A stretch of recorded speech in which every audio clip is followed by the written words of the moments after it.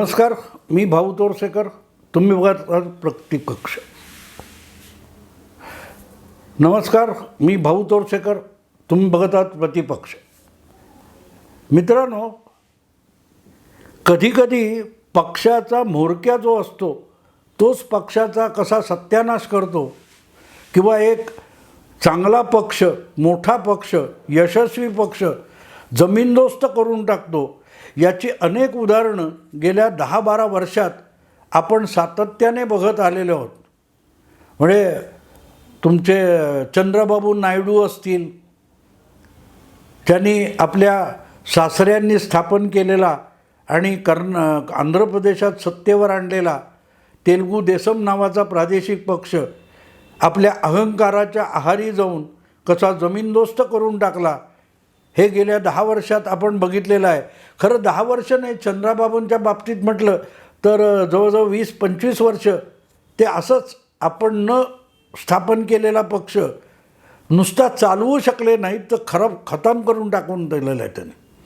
तीच गोष्ट उद्धव ठाकरेंच्या बाबतीत बोलता येईल. तीच गोष्ट काही प्रमाणात सुप्रियाताईंच्या बाबतीत, राष्ट्रवादीच्या बाबतीत म्हणता येईल. ह्याचं सगळ्याचे मेरुमणी म्हणून आपल्याला राहुल गांधी यांच्याकडे बघायला लागतं. कारण हे बाकीचे पक्ष तुलनेने नवे आहेत. कुठचा 50 वर्षाचा असेल, कुठचा 30-35 वर्षाचा असेल, पण राहुल गांधी ज्या पक्षाचं नेतृत्व करतात तो 140 वर्षाचा पक्ष आहे.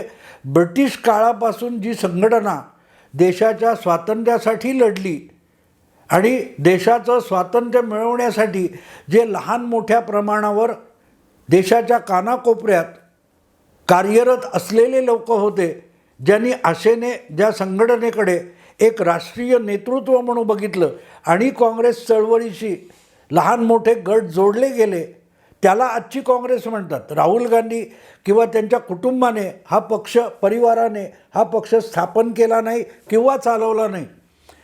नेहरू किंवा अगदी त्यांचे पूर्वजसुद्धा काँग्रेस पक्षात येण्याच्या आधीपासून काँग्रेस अस्तित्वात होती. अगदी ॲनी बेझंट, ह्यूम वगैरे अशा लोकांनी होम रूल किंवा अशी चळवळ सुरू केली होती. त्यातून आजचा काँग्रेस पक्षाचा आरंभ झालेला आहे. पण तो पक्ष स्वातंत्र्योत्तर काळात नेहरूंनी हळूहळू करत पारिवारिक पक्ष बनवून टाकला. एका कुटुंबाची, एका परिवाराची ती मालमत्ता बनवून टाकली. आणि नेहरूंनी जे सुरू केलं होतं ते इंदिराजींनी पुढे नेता नेता काँग्रेसमध्ये असणं म्हणजे नेहरू परिवाराचा गुलाम असणं, नेहरू परिवाराच्या मेहरबानीवर जगणं आणि नेहरू परिवारातल्या कोणीही आपल्याला लाथ मारली तरीही त्याला आशीर्वाद समजणं, या मानसिकतेपर्यंत काँग्रेस पक्ष आणून ठेवला. आणि त्यामुळे हळूहळू ज्यांच्याकडे स्वयंभू कर्तृत्व होतं असे नेते हळूहळू काँग्रेस पक्षातून बाहेर पडून वेगवेगळे स्थानिक प्रादेशिक पक्ष निर्माण करत गेले. अगदी चरणसिंग असतील, शरद पवार असतील किंवा असे अनेक पक्ष, समाजवादी गट असेल, कम्युनिस्ट गट असेल, वेगवेगळे प्रादेशिक पक्ष असोत, हे अगदी RSS, ज्याच्यातून भाजप या पक्षाची किंवा पूर्वी जनसंघाची सुरुवात झाली, ती मूळची RSS ही संघटनासुद्धा काँग्रेस सेवा दल या मूळ संघटनेपासून मुस्लिम लांगूल चालन नको म्हणून हेडगेवारांनी बाजूला केली आणि RSS, राष्ट्रीय स्वयंसेवक संघ 100 वर्षापूर्वी स्वातंत्र्यपूर्व काळात स्थापन केला होता. सांगायचा मुद्दा असा की इतकी 140 वर्षाची परंपरा असलेल्या काँग्रेस पक्षाला राहुल गांधींनी आपल्या पोरकटपणातून पुरतं जमीनदोस्त आणि लुळं पांगळं करून टाकलेलं आहे. आणि इतकी वाईट अवस्था या पक्षाची झालेली असताना त्यापासून काँग्रेस नेते बाजूला व्हायला तयार नाहीत, कारण त्यांना स्वयंभूरित्या विचार करण्याची क्षमतासुद्धा राहिलेली नाही. आणि ही आजची नाही आहे. मी ज्या वेळेला इंदिरा गांधींच्या काळापासून म्हणतो तेव्हा मला 1980 नंतर इंदिराजी पंतप्रधान झाल्या दुसऱ्यांदा, आणीबाणीतल्या पराभवानंतर इंदिराजी परत तिसऱ्यांदा पंतप्रधान झाल्या. चौथ्यांदा म्हटलं पाहिजे, कारण 64मध्ये 65मध्ये त्याच्यानंतर 68मध्ये, 71मध्ये आणि परत 80मध्ये. म्हणजे इंदिराजी चौथ्यांदा पंतप्रधान झाल्या. त्यावेळेचा एक प्रसंग तुम्हाला मी मुद्दाम सांगेन. इंदिराजी आणीबाणीचं सगळं भूत बाजूला सारून परत एकदा पक्ष फोडून 2/3 बहुमताने लोकसभेत निवडून आल्या. त्यावेळेला त्यांचे गृहमंत्री ग्यानी झैल सिंग होते, जे पंजाबचे नेता होते, पंजाबचे आधी मुख्यमंत्री राहिलेले होते. असे ग्यानी झैल सिंग हे इंदिराजींच्या 80 नंतरच्या मंत्रिमंडळामध्ये गृहमंत्री होते. पण लवकरच मला वाटते संजीव रेड्डी यांची राष्ट्रपतीपदाची मुदत संपली आणि जी राष्ट्रपतीपदाची निवडणूक झाली त्यामध्ये इंदिराजींनी ग्यानी झैल सिंग यांना राष्ट्रपतीपदी निवडून आणलं. आणि त्याचं कारण सरळ होतं की इंदिराजींनी जे जनता पार्टीला सतावण्यासाठी खलिस्तानचं भूत उभं केलं होतं, भिद्रनवालेचं भूत उभं केलं होतं, त्यातून शिखांमध्ये जी नाराजी निर्माण झाली होती तिला शांत करण्यासाठी एका शिखाला राष्ट्रपती पदावर बसवण्याचा जुगार इंदिराजींनी खेळला होता आणि तो यशस्वी झाला असं म्हणता येईल. कारण ग्यानी झैल सिंग राष्ट्रपती झाले, पण नुसते राष्ट्रपती झाले असं नाही. राष्ट्रपती पदावर निवडून आल्यानंतर इंडिया टुडे या तत्कालीन लोकप्रिय पाक्षिकाने झैल सिंग यांची मुलाखत घेतली होती आणि त्यात झैल सिंग यांनी काढलेले उद्गार मला आजही विसरता आलेले नाहीत. कारण तिथे काँग्रेस पक्ष हा कसा पारिवारिक मालमत्तेचा झाला याची साक्ष झैल सिंग यांनी दिलेली आहे. झैल सिंग यांनी दिलेली आहे.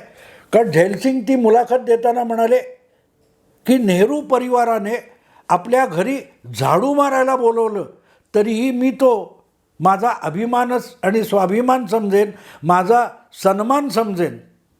देशाच्या राष्ट्रपतीपदी निवड झाल्यानंतर एक पूर्वाश्रमींचा काँग्रेसवाला काय म्हणतो की मला नेहरू परिवाराने घरी झाडू पोछा करायला ठेवला तरीही तो माझा सन्मान असेल. ही काँग्रेसजनांची मानसिकता आहे. आज जवळजवळ 43 वर्षानंतर त्याची साक्ष संपूर्ण काँग्रेस पक्षाचा प्रत्येक नेता आणि कार्यकर्ता देत असतो. कारण राहुल गांधी त्यांना आपल्या गुलामासारखे, चाकरासारखे, नोकरासारखे हडतूड करून वागवत असतात. तुम्हाला आठवत असेल तर मुंबईमध्ये इंडी अलायन्सचं जे संमेलन झालं होतं त्यामध्ये काँग्रेसपासून दुरावलेले राहुल गांधी आणि काँग्रेस पक्षाचे ख्यातनाम वकील कपिल सिब्बल आले होते. तर त्यांना इथे येऊच का दिलं म्हणून राहुल गांधींच्या चमच्यांनी उद्धव ठाकरेंना सुद्धा खडसावलं होतं की आम्ही ज्याला लाथ मारून हाकललं त्याला तुम्ही बोलवता कसं. म्हणजे काँग्रेसचा जो माणूस आम्ही त्याज्य मानला, मग तो गुलाम नबी आझाद असो किंवा आणखीन ज्योतिरादित्य शिंदे असो किंवा आणखीन कोण कपिल सिब्बल असो, तर ही जी मानसिकता आहे या मानसिकतेतून काँग्रेस बाहेर पडत नाही तोपर्यंत काँग्रेसचा पुनरुद्धार होणं बिलकुल शक्य नाही मित्रांनो, बिलकुल शक्य नाही. पण तो विषय नाही आहे. विषय असा आहे की या प्रकारे राहुल गांधी वागत असताना पदोपदी काँग्रेसचं नुकसान होत असतं आणि जिथे राहुल गांधी जात नाहीत तिथे स्थानिक पातळीवर काँग्रेसवाले आजही निष्ठेने काम करतात आणि आपल्याला पक्ष म्हणून यशस्वी करून घेतात. तिथेही येऊन राहुल गांधी किंवा गांधी परिवार तिथल्याही काँग्रेसचा सत्यानाश करत असतो. 2004मध्ये काँग्रेसला सोनिया गांधींनी पुन्हा सत्तेवर आणलं असं म्हटलं जातं, पण त्याचं मोठं श्रेय जर कोणाला असेल तर ते राजशेखर रेड्डी नावाचे जे एकत्रित आंध्र प्रदेशचे नेते होते काँग्रेसचे त्यांना आहे. त्यांनी आंध्र प्रदेशमध्ये सगळ्या तेलगू देसमच्या विरोधात डावी आघाडी, प्रादेशिक पक्ष, तेलंगणा पक्ष अशा सगळ्यांना एकत्र आणून 27 खासदार लोकसभेत पाठवले होते. त्यामुळे काँग्रेसला 146 ही संख्या मिळवता आली आणि त्यात इतर पक्षांना सोबत घेऊन सोनिया गांधींनी सरकार बनवलं होतं. कारण अवघ्या 4 का 5 खासदारामुळे काँग्रेस पक्ष हा लोकसभेत परत एकदा मोठा पक्ष झाला होता. पण बहुमताच्या निम्मे जागासुद्धा काँग्रेस पक्षाला मिळवता आल्या नव्हत्या. पण त्यातला मोठा गट कुठचा असेल तर तो एकत्रित आंध्र प्रदेशचा होता. पण 2019मध्ये 2009मध्ये त्यापेक्षाही अधिक स्वबळावर आंध्र प्रदेश राजशेखर रेड्डी यांनी जिंकून दाखवला होता. पण तो जिंकून दाखवल्यानंतर मात्र सोनिया गांधी असं राजकारण खेळत गेल्या की आंध्र प्रदेशातून, म्हणजे आज तेलंगणा आंध्र प्रदेश म्हणतात, या दोन्ही ठिकाणाहून काँग्रेस पक्ष नामशेष झालेला आहे.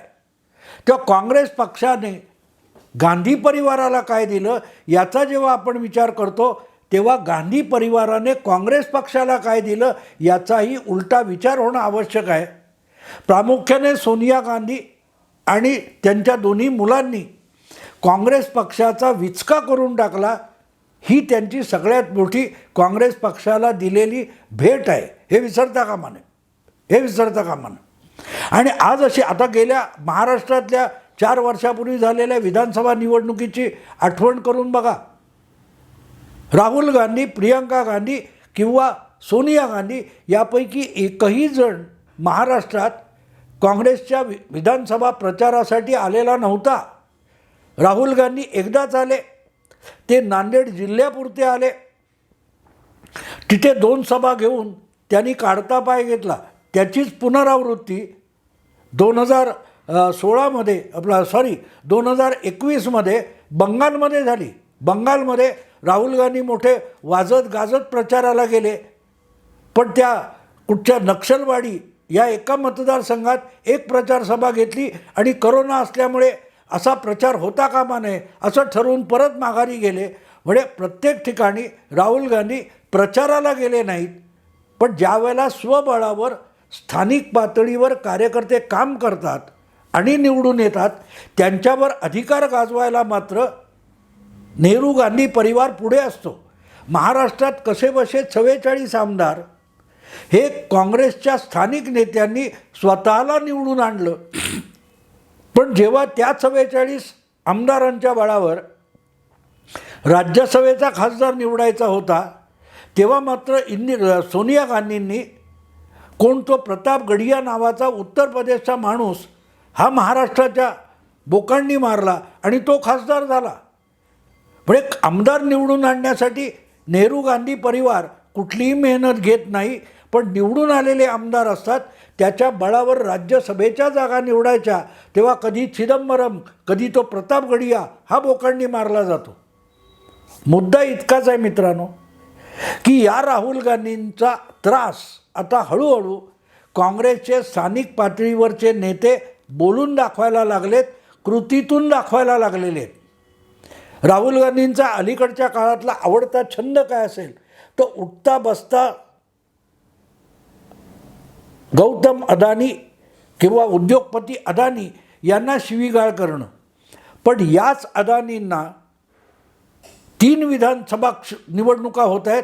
त्या छत्तीसगड, मध्य प्रदेश आणि राजस्थान या 3ही राज्यात काँग्रेसच्याच मुख्यमंत्र्यांनी सातत्याने आमंत्रित केलेलं आहे, बोलवलेलं आहे, त्यांच्याकडून गुंतवणूक आणून घेतलेली आहे.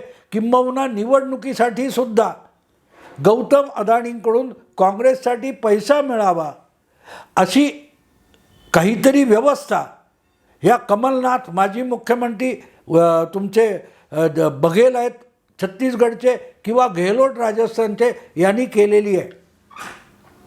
पण गौतम अदानींनाच शिव्या घालायच्या आणि पक्षासाठी विधानसभा किंवा लोकसभा निवडणुकीसाठी पैसे मागायचे, ही गोष्ट त्या मुख्यमंत्र्यांनाही किंवा प्रदेश नेत्यांनाही लाजिरवाणी वाटायला लागली आहे.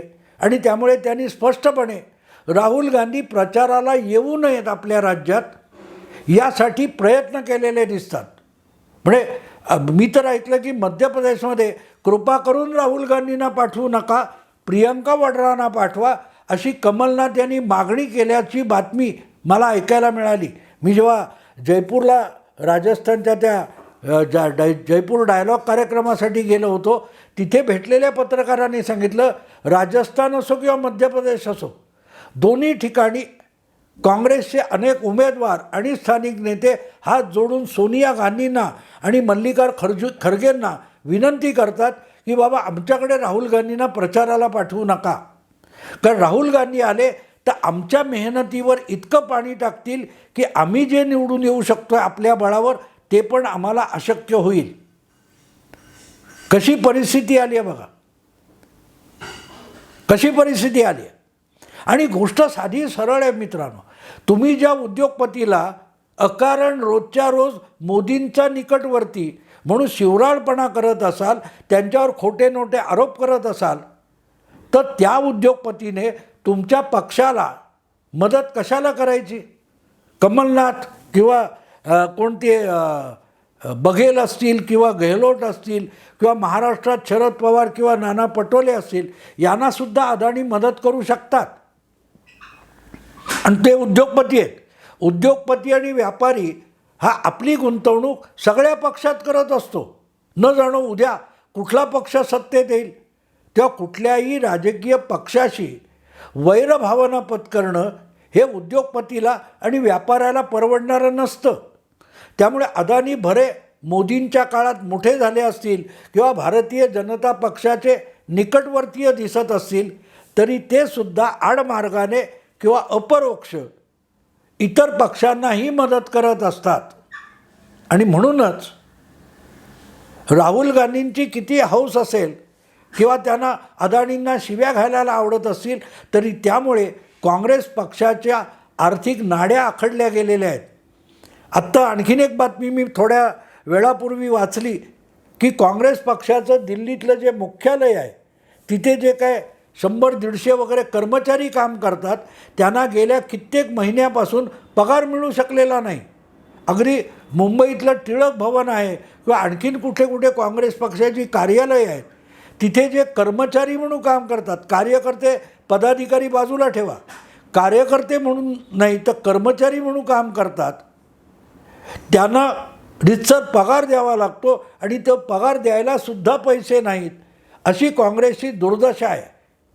बिगर गांधी अध्यक्ष पाहिजे म्हणून मल्लिकार्जुन खरगे यांना बुजगावणं म्हणून काँग्रेस अध्यक्षपदी बसवलेला आहे. पण पक्ष चालवण्यासाठी जो पैसा लागतो तो मात्र गांधी परिवाराने कुठेतरी दडपून ठेवलेला आहे. आणि फार उदार झाले तर मग त्यातले काही पैसे हे पक्ष चालवायला मिळत असतात.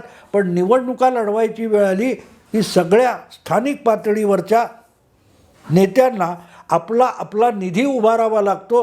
आणि तो निधी उभारायचा असेल तर अदानी, अंबानी वगैरे वगैरे उद्योगपती, व्यापारी यांच्या नागदुऱ्या काढाव्या लागतात. आता तुमच्या पक्षाचा सर्वोच्च नेता काहीही कारण नसताना तो उद्योगपती किंवा व्यापारी याची अखंड अविरत अकारण निंदा नालस्ती करत असेल, तर त्या व्यापारी किंवा उद्योगपतीकडे वाडगा घेऊन किंवा पदर पसरून मदत तरी कशी मागायची, ही कोंडी बिचाऱ्या स्थानिक प्रादेशिक काँग्रेस नेत्यांची होते. आणि म्हणूनच मी जे ऐकलं की कृपा करून राहुल गांधींना आमच्या राज्यामध्ये विधानसभा प्रचारासाठी पाठवू नका, अशी विनंती कमलनाथ, गेहलोत वगैरे लोकांनी किंवा बघेल या लोकांनी केलेली आहे. कारण त्यांचे अदानी यांच्याशी किंवा अंबानी यांच्याशी चांगले व्यवहारी संबंध आहेत, राजकीय संबंध आहेत, तसे व्यवहारी संबंध आहेत. कारण निवडणुका जिंकायच्या, राजकारण करायचं तर पैसा लागतो. राजकारण हे अर्थकारणावर सुद्धा अवलंबून असतं. तेव्हा राहुल गांधींना कोण NGOवाले किंवा त्यांच्या ज्या गोतावळ्यातले जे कोण लोक असतील, जे लिबरल म्हणून फार मोठं NGOसारखं कार्य करत असतील, त्या लोकांना अदानी आवडत नसले तरीही अदानींच्या किंवा अंबानींच्या आणि कुठल्या तरी भांडवलदारांच्या पैशाची मदत घेतल्याशिवाय काँग्रेस पक्षसुद्धा चालू शकत नसतो. आणि म्हणूनच राहुल गांधी हे हळूहळू प्रादेशिक पातळीवर तरी, राष्ट्रीय पातळीवर इतके दिवस होतंच, पण आता प्रादेशिक पातळीवर सुद्धा राहुल गांधी म्हणजे काँग्रेस पक्षाला असून अडचण आणि नसून खोळंबा असा प्रकार झालेला आहे. त्यामुळे राहुल गांधींना निवडणूक प्रचारासाठी आणू नका किंवा पाठवू नका हे विनंती करण्याची पाळी या प्रादेशिक नेत्यांवर आली आहे. आणि एका बाजूला ही पाळी जशी काँग्रेसच्याच प्रादेशिक नेत्यांवर आलेली आहे. तसंच इंडिया अलायन्स बनलेल्या मित्र पक्षांवर सुद्धा ती पाळी आलेली आहे. राहुल गांधी आमच्या पक्षाच्या किंवा आमच्या मंचावर नकोत हे हळूहळू नितीश कुमार असतील, ममता बॅनर्जी असतील, केजरीवाल असतील किंवा उद्धव ठाकरे असतील यांनाही सांगायची वेळ येणार आहे. अदानी प्रेमामुळे काँग्रेसच्याच अनेक मुख्यमंत्र्यांना आणि नेत्यांना आता राहुल गांधी नकोसे झालेत, ही आजची वस्तुस्थिती आहे. बघू आता आणखीन 3 आठवड्यात विधानसभांचे निकाल लागणार आहेत, तेव्हा राहुल गांधी कोणता चमत्कार घडवतात तेही आपल्याला दिसणार आहे. आत्ता इथेच थांबतो. आवडलं लाईक करा, शेअर करा, सबस्क्राईब करा. नमस्कार.